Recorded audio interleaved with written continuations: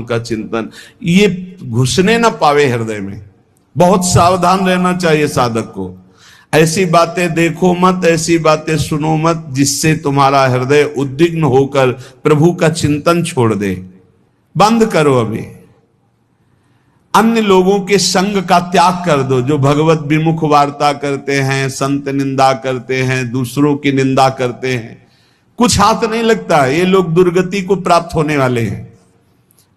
भक्तन निंदा अति बुरी भूल करे जिन कोय, किए सुकृत बहु जन्म के छिन में दारे खोए। पर निंदा के किए ते नहीं आवत नहीं कछुआत, मूर्ख पर्वत पाप को ले चल अपने साथ। तो अलम कश्यापि संगत्या, ऐसा संग मत करो जिनके पास बैठने से भक्त निंदा, जन निंदा, भगवत निंदा हो। ऐसे से दूर रहो। अलम बंद कर दो ऐसे लोगों का संग। रात दिन हम श्यामा श्याम का नाम जप करेंगे, श्यामा श्याम के लीला गुण गाएंगे, श्यामा श्याम के ही धाम का शोभा का चिंतन करेंगे। जब तुम अपना जीवन श्यामा श्याम के चरणों में न्यौछावर कर दोगे तो पूरा भार श्यामा श्याम ले लेंगे और तुम्हारे हृदय में मस्ती आ जाएगी। जो ऐसा निश्चयी होता है, दृढ़ निश्चयी, उसके अंदर दृढ़ विश्वास, तो उसके हर समय भगवान की स्फूर्ति होती रहती है।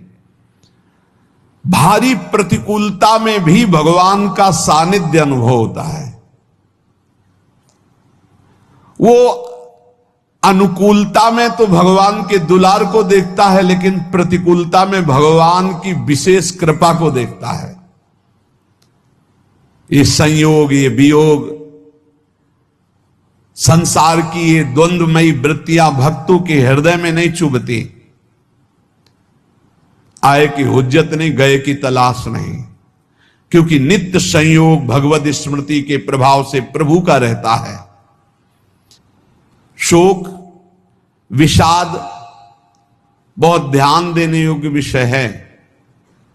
तभी लोगों को ऐसा लगता है कि ऐसा कैसे हो सकता है। भक्त के चरित्रों को जब सुनते तो लगता है ऐसा कैसे हो सकता है, ऐसी परिस्थिति में भी ऐसा कैसे हो सकता है। क्योंकि तुम मानसिक बुद्धि से युक्त हो और वो भागवतिक स्थिति से युक्त है, इसलिए तुम उसको पार पा ही नहीं सकते। जब तुम अपना जीवन श्यामा श्याम के चरणों में समर्पित कर देते हो हृदय से, फिर उनकी कृपा से सब विघ्न दूर हो जाते, एक अपार मस्ती रहती है।